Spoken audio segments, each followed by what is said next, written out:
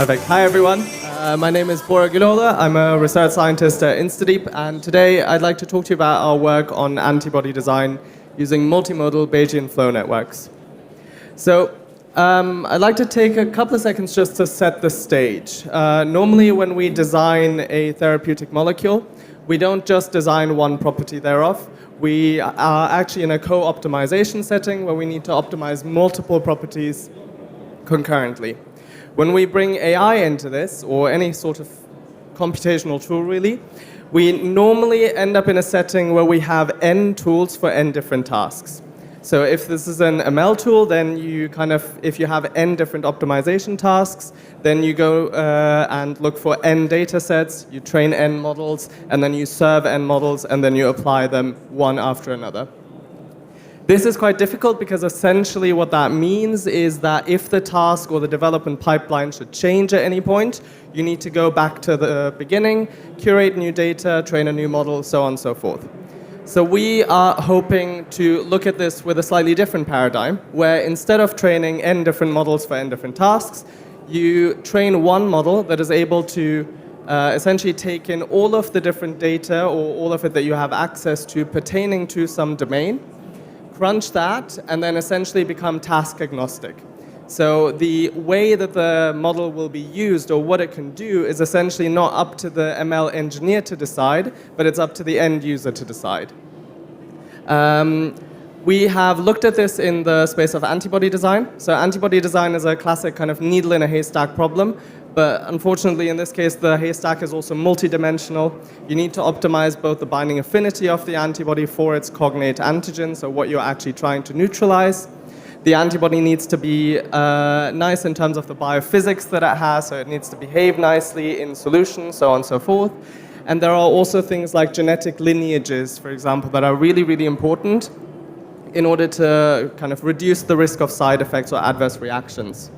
And all of these things need to actually be concurrently optimized, and this is very, very difficult in this traditional setting.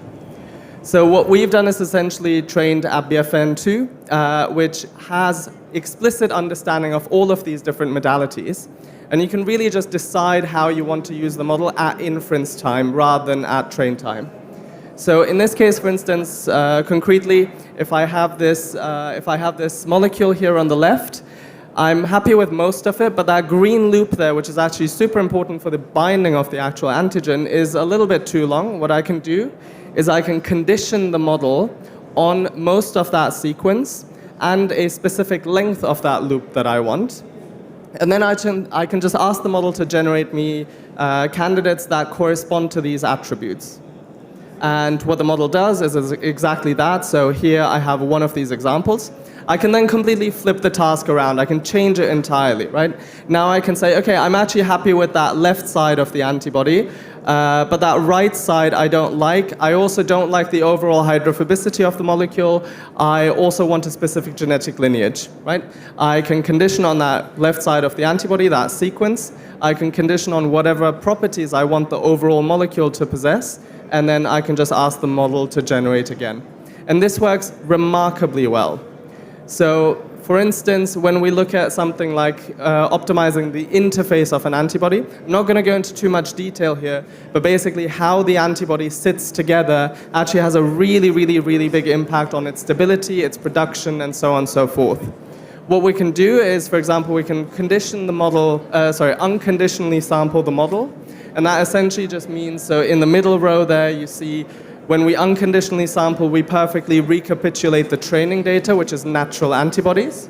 But then we can also condition the model. So we can say, actually, you know what? I want antibodies that are more stable than natural antibodies. And that's exactly what we get. So that's that bottom row there. Another thing that we can do, for instance, is label a sequence. So we might already have an antibody sequence and we want to find out about it. We can ask the model to predict all the different attributes given that sequence. And the really nice thing here is that these labels actually correspond to clinical readout. So in this case, we are asking the model, how confident are you that this sequence is either human or non-human? And then we are looking at whether that confidence correlates with the risk of an adverse immune response in the clinic. And we actually find that the sequences that the model is very confident about being human are those that have very, very low risks in the clinic. And all of the high-risk sequences are actually categorized by the model as being definitely not human. We can also, again, flip this around, right? It's up to the user to decide how they want to use these explicit data modalities. So rather than given a sequence predicting the humanness of that sequence, we can actually just say, okay, I have a sequence in mind, and I have a desired immunogenicity low in mind, and I can ask the model to optimize that sequence, so redesign it. Here we're actually in those middle two columns, we're looking at 4 different antibodies against 4 different targets. These are all clinical stage antibodies, and they previously have been experimentally optimized before they actually went into the clinic. We also did this optimization, this humanization procedure using ABFN2, and on average we actually end up needing far fewer mutations. And the nice thing is this happens in 20 minutes. When you do this experimentally, it's roughly 6 to 12 months, and there's no way of guaranteeing success in this. So it's really, really nice to see that all these learned attributes can actually be used to guide the model in its design. This is looking at one single design objective. We've also experimentally tested these, and we find they work really well still. But this is just one design objective. We can actually just look at 5 at the same time, arbitrarily. So in this case, we have 90 different antibodies. All of them are non-human to begin with, and they all have at least one biophysical liability, as we like to call it. So that's essentially the molecule might be too charged, it might be too hydrophobic, it just has some problem associated with it. We asked the model to co-optimize all 5 of these properties at once, and it works, again, surprisingly well. So we get an overall success rate of 80%. When we actually look at the antibodies that would be more tractable to begin with, that success rate shoots up to more than 90%. And the really nice thing is that the model only needs 10 more mutations than if it were optimizing one single property. That's really, really remarkable because it essentially tells you that the model has learned how all of these properties act together, and it can suggest very kind of economical edits, so to speak, to co-optimize multiple properties by just using one edit to the molecule. And looking at a completely different type of example, we can look at multi-objective design, but in this case, we're not optimizing a pre-existing antibody. So maybe we actually have a set of objectives in mind. We want to create a library of a certain kind of collection of attributes or properties. And we can do that with a model. So in this case, we use as a case study VRC01. VRC01 is a very rare class of antibody that is broadly neutralizing against HIV, but it's exceedingly rare in the natural population. Very, very, very few people can actually produce these antibodies naturally, and so studying them is very difficult as well. And that is because they essentially have all of these different genetic properties that never really co-occur naturally. They're very rare. What we can do with ABFN2 is we can essentially just say, give me a library that has all of these different properties all together, all at once, and the model again does really well here. So for instance, we have these kind of very short light blue regions, we have the purple residues that need to be of a specific type, and so on and so forth. And we actually end up getting a 65,000 times higher hit rate for these types of antibodies by conditioning the model, compared to if you were to look for these sorts of antibodies in natural repertoires. I've talked a lot about antibodies here, but the kind of modeling, the ML paradigm here goes for any domain, right? Rather than building task-specific models, you can use BFNs, essentially these Bayesian flow networks that we've used here, to essentially learn a distribution, a joint distribution over all of your data, and then essentially just allow the end user to decide how they want to use the model rather than pre-deciding for them. And that really is kind of possible in this case because we have all of the sequence data, the associated metadata, and that really creates this kind of, I like to almost call it a syntax or a grammar for the user to interact with the model. Similar to how you would condition something like a chatbot by giving it a prompt, you can actually prompt the model for a certain design task, for a certain generation task, so on and so forth. This is also enabled by the kind of architectural flexibility of these BFNs. BFNs can tackle or handle both continuous and discrete data, so they're really, really well suited for scientific domains. And also these models admit this kind of, we like to call it the condition anywhere, generate anywhere paradigm, right? So rather than learning a distribution and sampling uniformly from that distribution, you can essentially tell the model, okay, you've learned this huge joint distribution over all of the data, and now I want you to pick these tiny bits of that distribution and sample specifically from there. And with that, I'll thank you for your attention.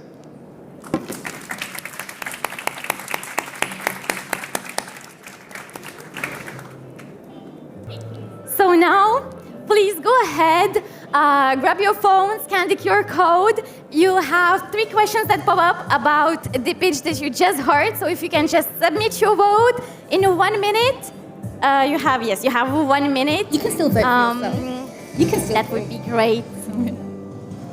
Does anybody have questions? No, you're good. Okay.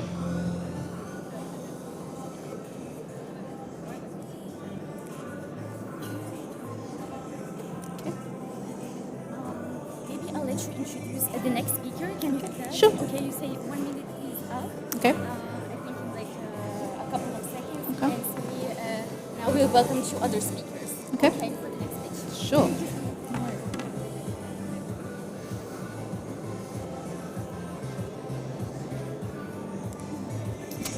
Oh, it's the one. It's Arman. And the time is up. Okay, get your responses in soon. Now it's time to welcome our next speaker. So, sorry. Please welcome to the stage Dr. Arman Gorji, co-founder and head of Neuroscience and Neoplasia AI Research Group. Thank you very much. Welcome.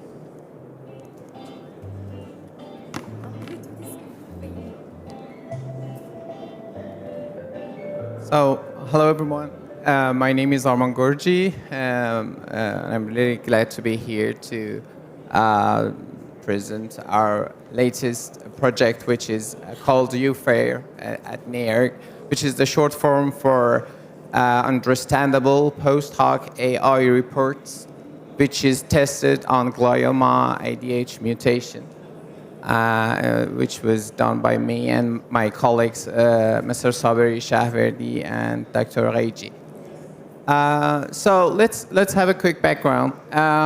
There are many challenges to implement artificial intelligence in healthcare. Some of them are like data quality, accuracy, things we have seen today, hardware and infrastructure, regulations and legal barriers. And also, one of the most important ones are explainability and transparency for these models, even for ML or machine learning models that are not those black box models. So what is the problem exactly?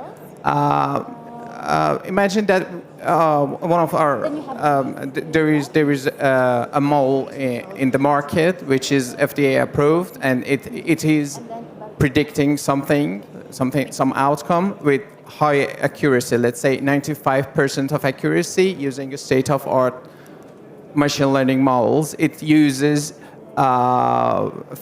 different features from patients like age, some imaging features like elongation, contrast, or some even more complex features like first-order 10 percentile feature. It feeds them into some white box models like KNN or other state-of-art models.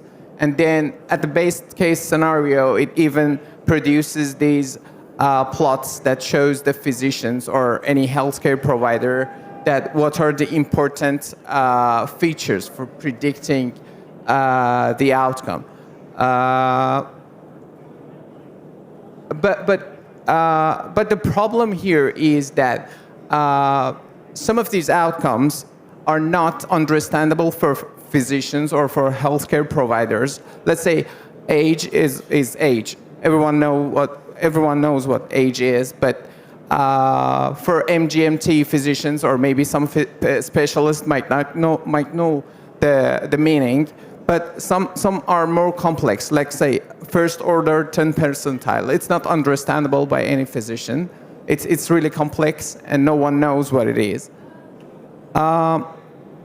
So what we did here is we designed a pipeline that actually solves this problem. We used large language models to create some reports that are understandable by physicians. What it does is it takes those important features from our machine learning models, let's say 5 most important features, then it gives it to a RAG pipeline. The RAG pipeline simply gets these features and it searches for some related papers in PubMed or archive. It downloads them and it embeds them, and it uses some retriever to get some papers or documents that are most important. Then it feeds those documents and those papers along with some prompts and some examples to that LLM, and then that LLM, in this case Gemini, predicts and generates a report for the physician.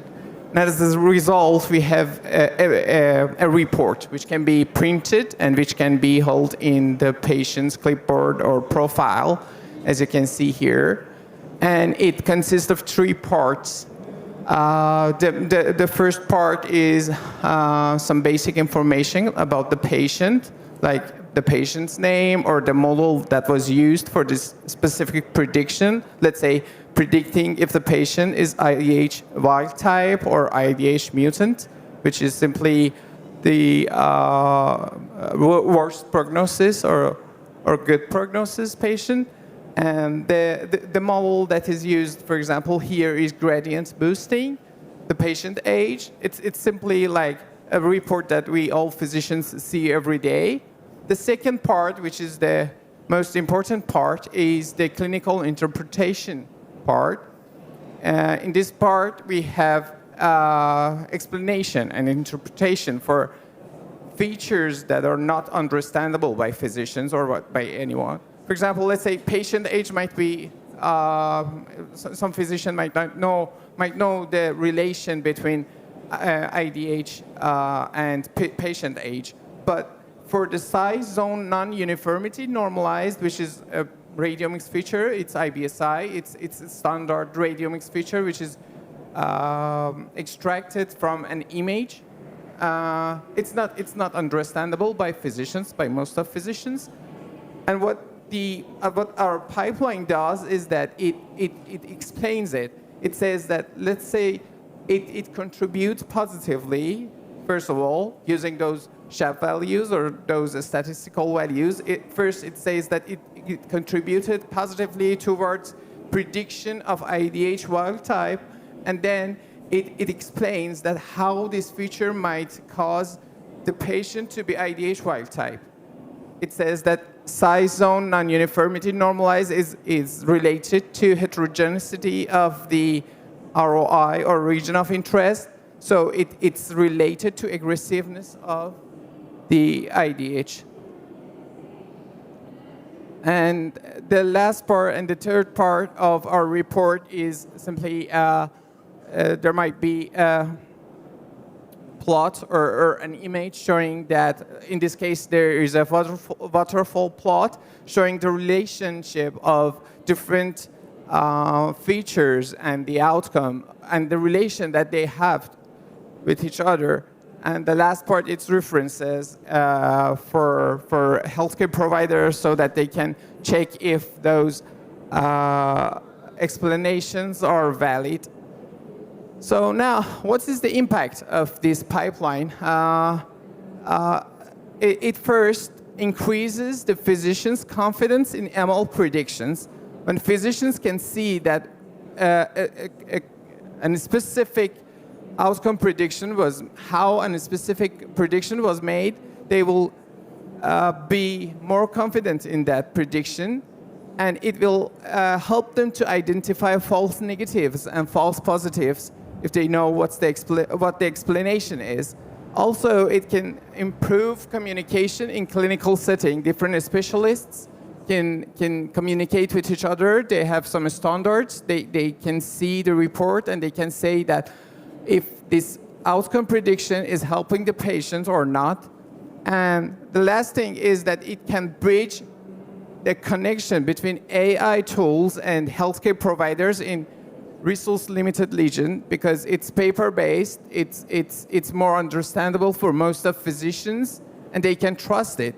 They exactly like they trust a CT scan report or X-ray report. They can see the report, and they always trust these reports. And what is the future for this? We are planning to validate this pipeline on healthcare providers. We are designing some reports and some surveys so that we can ask some physicians and healthcare providers to fill out our surveys, and then we can see if that actually is usable in clinics, it works actually or not. And then we are going to do some pipeline improvements like embedding models, changing our embedding models, or using different LLMs or open source LLMs, or changing our prompts, or using other feature importance analysis like LIME and other tasks. We tried this, we tested this on glioma prediction, IDH glioma prediction, but we are going to test this on cancer, on lung cancer very soon. Thank you, everybody, and thank you for the great team behind this project.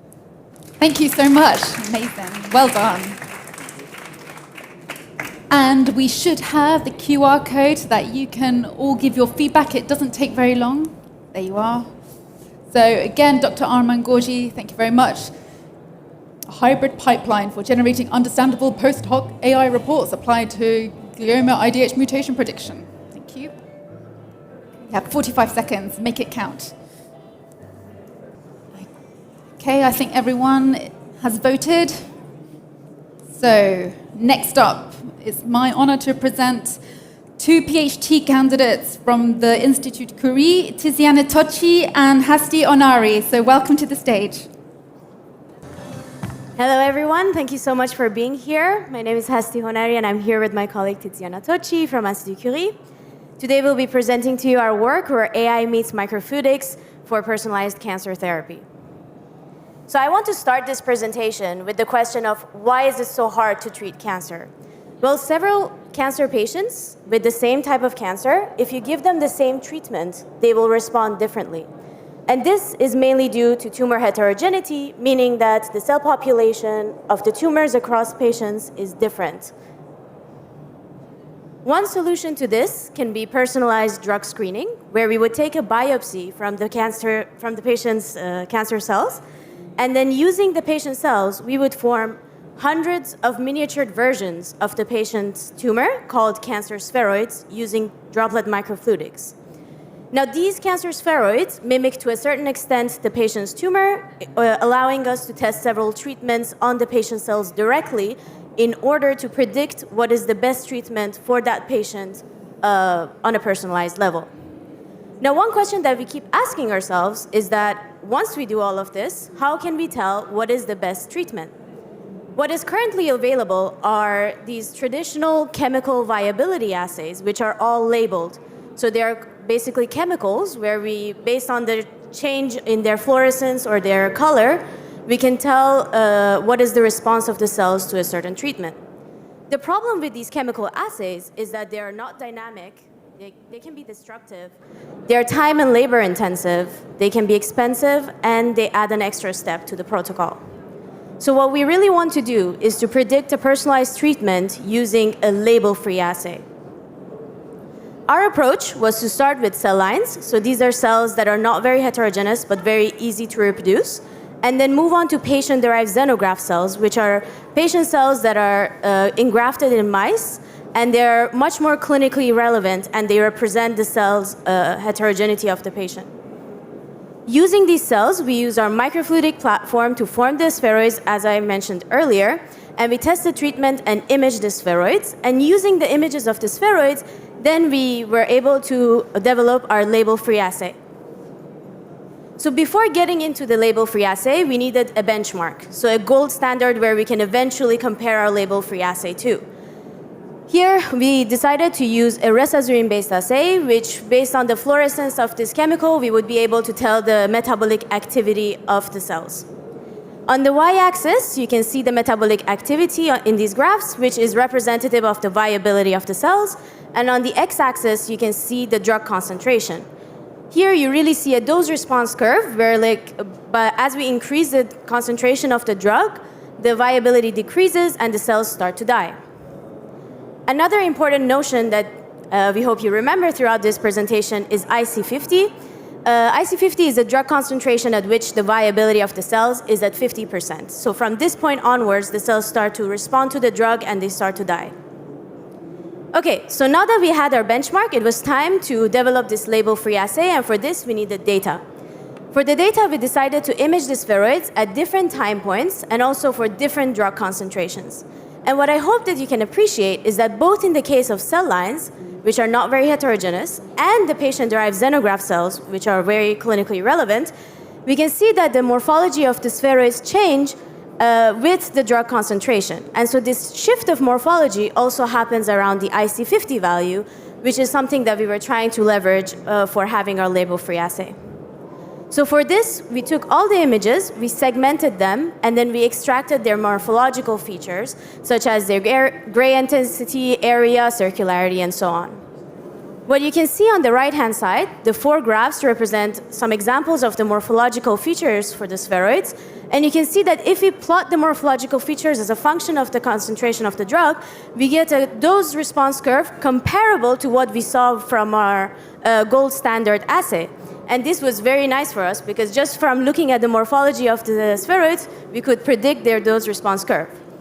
However, this was only true in cells that were not very heterogeneous.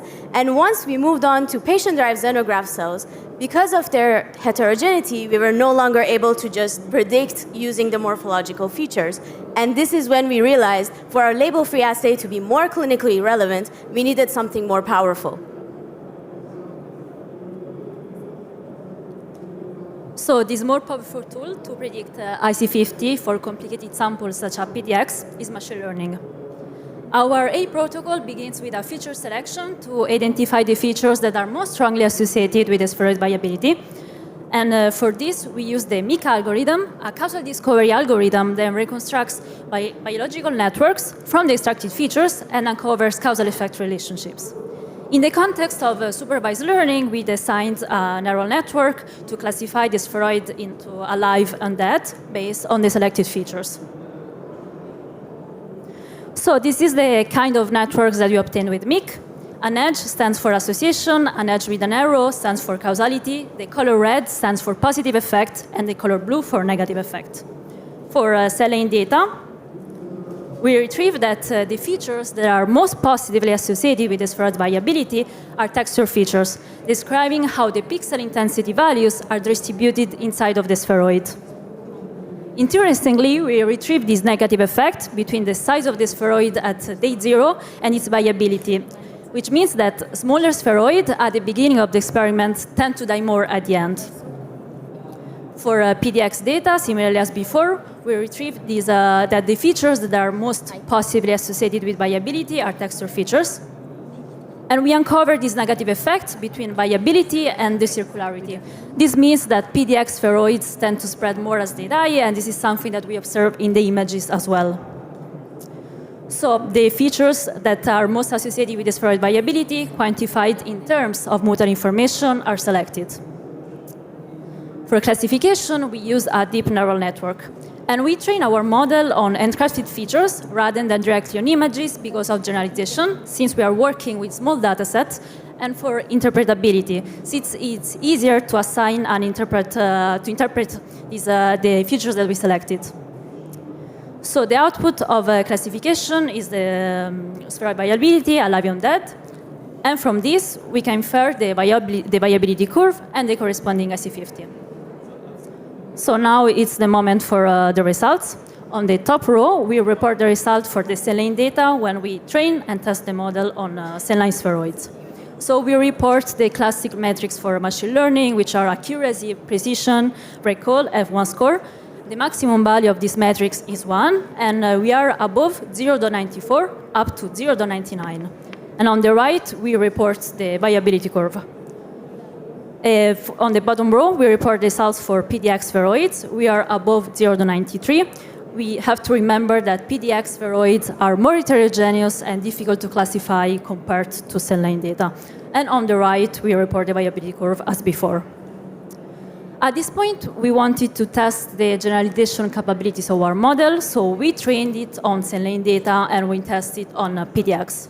We are above 0.87, so as expected, there is a slight decrease, but the performances are still great, considering how much cell line and PDX spheroids differ in morphology.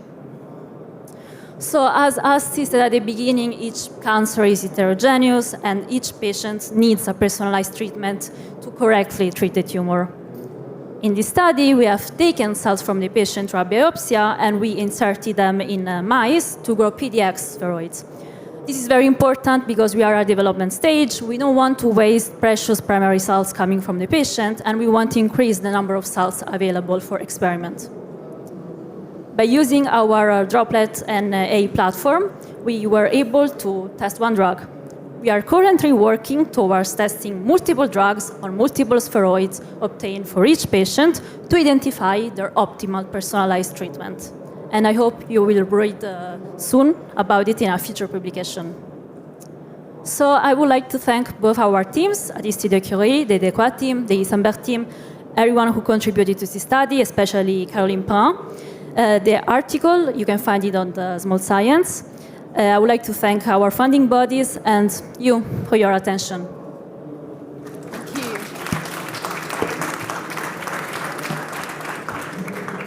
Thank you so much. And just a reminder, if you've just joined us, we are doing the call for abstract session, 10 minutes pitch and 1 minute to vote. So do make sure you participate. You are allowed to take your phone out. You can scan the QR code and just give your feedback on that last abstract. Okay, a few more seconds to get your votes in, because next up we have Ulysse Gimenez, Data Science Director from BioSerenity. Welcome to the stage.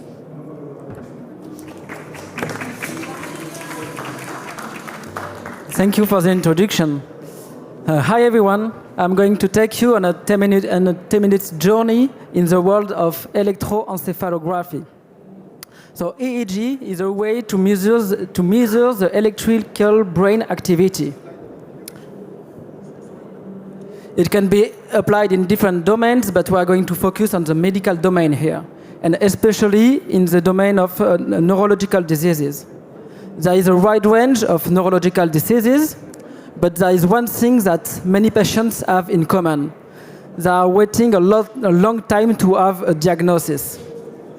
This is due to different factors. The big reason here is a shortage of neurophysiologists. So this is the context we are working at BioSerenity. Our main challenge is to change the way EEG is done using AI. We have two main ambitions. The first ambition is to accelerate the existing diagnosis, the existing practice. We want the physician to focus on the segment of interest, for example, and we want to get rid of all repetitive tasks. Our second ambition is to improve the diagnosis. We are developing biomarkers that will help in the future to have early diagnosis, but also to monitor the patient and really change the way EEG is used at the hospital and at home. This remains a big challenge because this is EEG signal. I'm working into this field for 10 years and I'm still not really able to understand it and to read it. The signal is chaotic, it's very noisy, and we have difficulties to gather big amount of data with annotations. To tackle this challenge, what we do is developing EEG foundation models. Foundations models are AI models that happened 5 to 10 years ago and had a big impact in the AI world. This is what you have behind LLMs, for example. The idea is to train a model with a lot of unlabeled data, and the model will learn the representation of the data. If we keep the analogy with language, what it's going to do is to learn the grammar or the way you can build sentences. Once you have this foundation model, you are able to create new use cases quite easily. You only need a small amount of data, a small compute, and it can go fast if you compare to classical approach and deep learning. We have developed for EEG foundation models, and the first one was published beginning of the year. So it's a preprint journal. And if we sum up, there are 4 main steps here. The first step is the data preparation. It's quite common in any AI project. After this, you have to train the model. It is done with tokenization and mass token prediction. And last, once the foundation model is trained, you can derivate different downstream tasks. If we take a closer look, this is what is going on. So for the tokenization, you go from the EEG signal. It's a temporal signal. We are going to cut it into 1 second batches, and we are also going to separate the different channels. You are going from the temporal signal to frequency signal. Once you have all these patches, you can send it to a vector quantized variational autoencoder. It's the blue architecture here, which is going to help us to build the codebook. A codebook is like a dictionary of 8,000 vectors. It's 8,000 tokens that will represent the EEG variability the model has seen with all the patches during the training. Okay, once we have this codebook, we can go to the next step. This step consists in training the green model here. This is the foundation model. We have the same architecture than before, and we use a task which is quite common in AI, is getting the same type of data but masking a part of the batch. The goal of the model is to predict what is the token behind each mask. Excuse me. Doing this is going to learn the EEG representation. It's going to understand how the brain waves are propagating over time or propagating over space. Okay, let's say we are done with the foundation model. You have your green model. It is trained. You don't have to touch it anymore.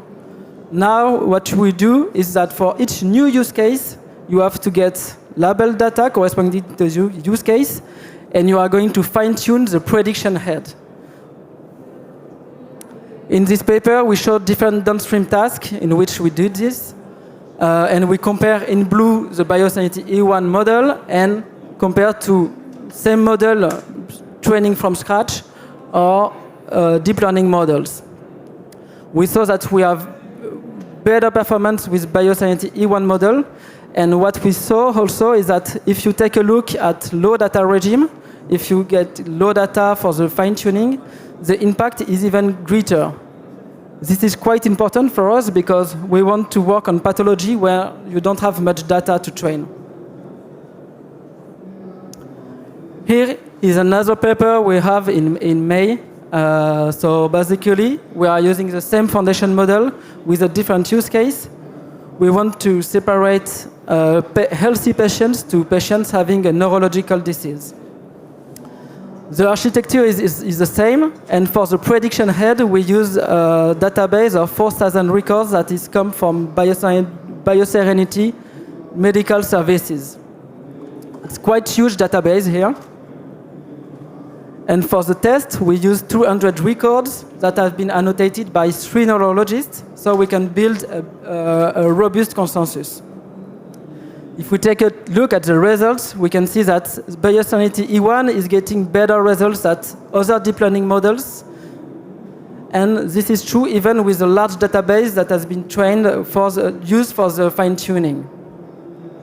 Actually, here I don't show it, but we saw that we have equivalent or even better performance than individual neurologists compared to the consensus. This algorithm it's good, but it's not only an algorithm for a paper or for a presentation like today. It's going to be a medical device soon. We are undergoing the CE marking and the clinical study, and it will be deployed into our products next month. So next year we'll have thousands of patients having this algorithm with their EEG. We are quite proud about it, and being so fast into delivering the algorithm is also due to the networks of neurologists that are working with us. They are helping us to co-develop the algorithm and to make it real. Here I have a video to show you how it is integrating into our products so you can better understand. Okay, so this is the IceCap. It's a medical device we developed at BIOSerenity. You can record the EEG with, you can see that it's quite comfortable, and you can have it for 2 days at home, for example. The EEG is sent to the cloud. We are running the AI, and the physician will receive everything. He will have his platform like this, and this platform contains AI tools like you can see here. You have buttons. Here it was a button where you can see the diagnosis, but we have also other support like events we can put into the signals. To our knowledge, it's the first time that we have EEG algorithm derived from foundation model, which is CE marked and used as a medical device. As you know, as you understand, maybe we want to deliver a lot more biomarkers and algorithms we are working on. If you want to know more about it, please go to the speech of Pierre Emmerich, our CTPO, tomorrow. And maybe two last words. If you are working in EEG and you want to test our model, please come to see us. We are really open to partnerships. And the last word to thank the team and the partners. Thank you, everybody. Thank you.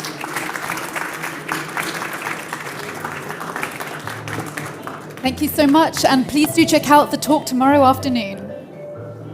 You have 1 minute to give your feedback and vote for this pitch. Okay, everybody, please welcome to the stage our final call for abstract. We introduce Balthazar Raffy, the Bioinformatician from MSInsight. Welcome. Hello, everyone. I've been getting sick all day, so hopefully I'll keep my voice till the end of the presentation.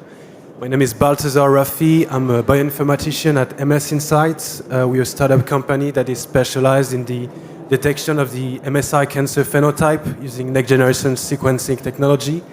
And I'm here to present to you a paper by our CTO, Tocci, which is entitled Prediction of Response to Immune Checkpoint Blockade in Patients with Metastatic Colorectal Cancers with Microsatellite Instability, that was published in the Annals of Oncology. So I'd like to start by giving you a little bit of context about microsatellite instability, or MSI. The result from the functional inactivation of the MMR system, MMR for mismatch repair, which is responsible for repairing errors that can occur during the replication of your DNA. And if one of the proteins that composes this system loses its expression due to either hereditary syndrome like the Lynch syndrome, or due to sporadic mutation throughout the life of a person, this can cause an accumulation of somatic mutations during replication, and especially in the part of the genomes that is called the microsatellites, which are short, highly repeated sequences that are prone to errors. And that leads to the MSI cancer phenomena. MSI cancer can be associated to any localization, but they are frequent in 3 localizations: the colon, the uterus, and the stomach. Approximately 15% of all colon cancer are MSI. They are hot tumors. They are infiltrated by a lot of cells from the immune system, and they are especially sensitive to immunotherapy. So there's a real need to diagnose this kind of cancer as MSI, but there is still a proportion of patients that do not respond to immunotherapy. So there's a real need to better understand the heterogeneity of response to treatments. So that's the hypothesis behind the study, is that the response to immunotherapy using ICI could be predicted using DNA and RNA predictors in patients, especially with metastatic colorectal cancers. Two cohorts were used for this study. First one, the two cohorts both were treated with immunotherapy, either an anti-PD-1 alone or an anti-PD-1 combined with an anti-CTLA-4. The first cohort was a discovery set with 44 RNA sequencing and 23 whole exome sequencing, and the second cohort was used as a validation set with 72 RNA sequencing and 66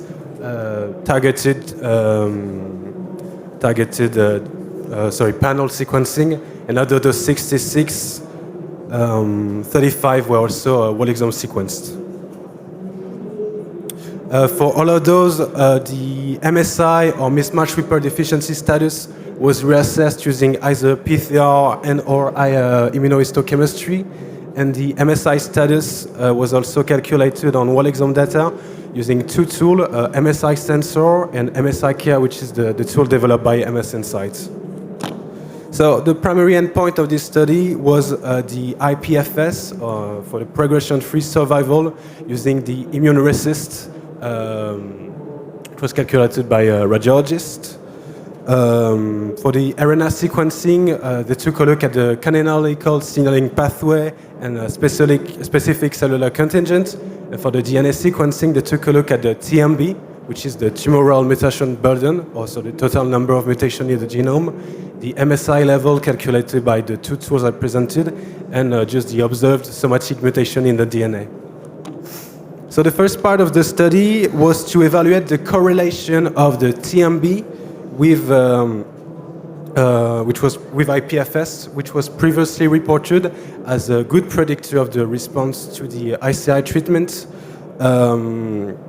After excluding all misdiagnosed cases and using different cutoff for the TMB, they were not able to show correlation between the TMB and the ICI response. The same result were also obtained using the MSI Sensor score and the MSI Care score, showing that those could not be used as effective predictors of the response of a patient to the ICI treatment.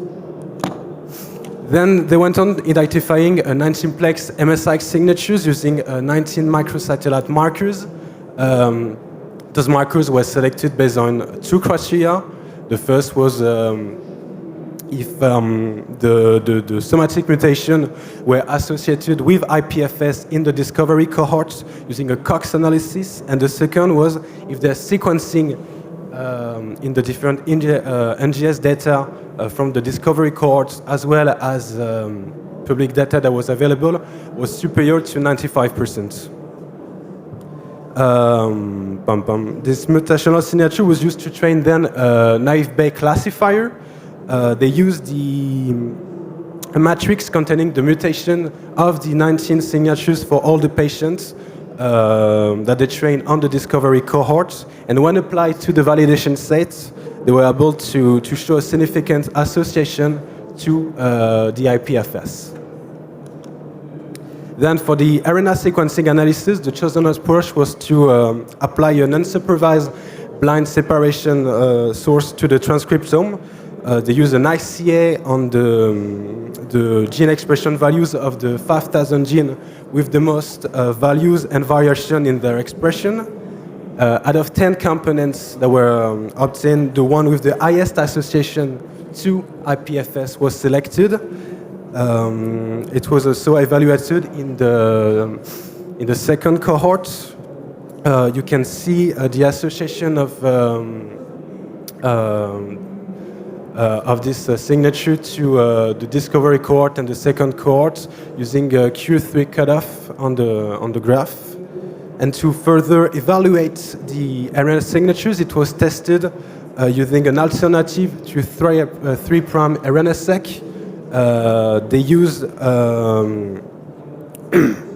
by using a nanostring encounter, which is more accessible for routine clinical practice. So a subset of C1 was trained using a set of 72 genes that was closely associated to our signature.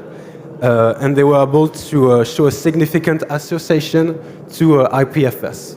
I also like to talk about the fact that this RNA signature was strongly correlated to the RNA quantification of fibroblasts. So finally, the effect of both the RNA signature and the DNA signatures were independently examined using a multivariate model.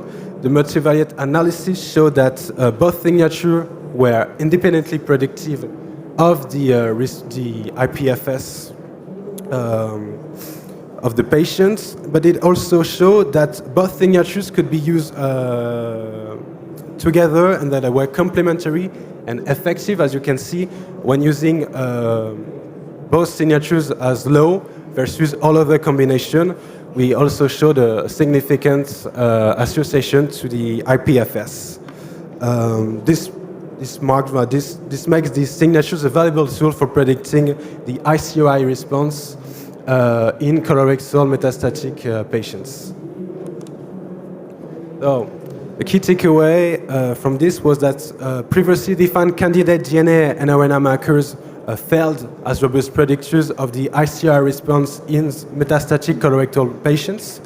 The team was able to develop DNA signatures based on 19 microsatellites using a naive Bayes classifier. And they were also able to develop an RNA signatures that was correlated to the fibroblast quantification using an ICA. Both the signature can work alone or together, and they're applicable in a clinical setting. The next step after this study was to better understand the mechanistic underlying of this resistance to the ICI treatment, maybe a prospective validation of these signatures in different cohorts, be able to integrate them in a clinical workflow, and hopefully to be applied in other tissue from patients suffering of MSI cancer. Thank you very much for your attention. Thank you very much.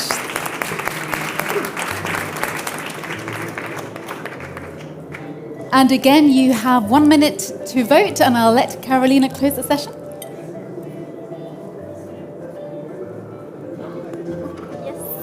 So for those who saw me in the beginning of the session, for those who didn't see me actually, I'm one of the organizers of the call for abstracts and of this speech session. So please give your feedback on the last pitch. You have 40 seconds. I want to thank again our jury who selected, the 5 finalists from almost 50 abstracts that we received for the call. I want to thank again the presenters. And let me see, how much time do you have? Okay, so last seconds, to vote. And I think we'll be good, right? My technical team, we're good.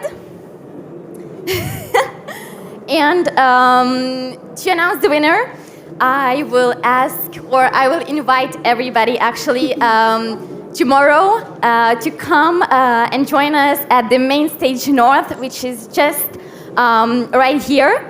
We'll have a beautiful session. I promise you a beautiful session with my director, who's going to be less nervous than me, to present the trophy and the prize to the finalists, which will be selected thanks to your vote and thanks to our jury vote. So thank you once again to our presenters. Thank you to you all. Thank you to our jury, and stay for the next session. And that's it. And I'm sorry, Bora, I didn't even introduce you properly. So Bora Guloglu, senior research scientist from InstaDeep. Yes. Thank you. Thank you.